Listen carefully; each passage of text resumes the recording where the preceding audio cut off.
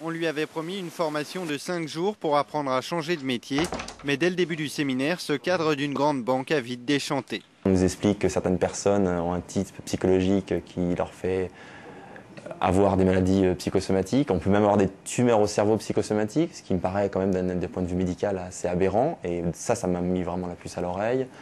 Drôle de discours et drôle de climat dans la pièce. Le jeune homme s'en aperçoit vite. Le séminaire tient plus du test de personnalité que de la formation professionnelle. C'est un mélange de psychologie que je considère de psychologie de bas étage, assez ésotérique, qui parlait toujours de types de personnalité, déstructurées, restructurées, qui vous apprenait un petit peu, connaissez-vous vous-même pour vous améliorer, ce qui ressemble beaucoup à certaines techniques sectaires. Qu'est-ce que ça fait dans une banque, je vous le demande?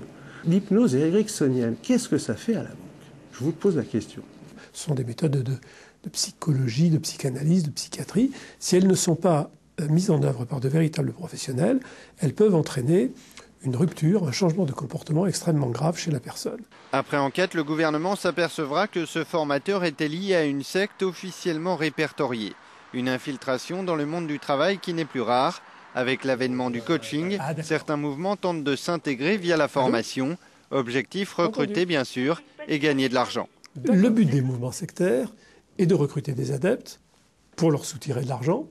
Et quand elles ont pris conscience du fait que l'argent était dans les entreprises, eh bien, ces organisations sectaires se sont tournées vers les entreprises car c'est là qu'est l'argent.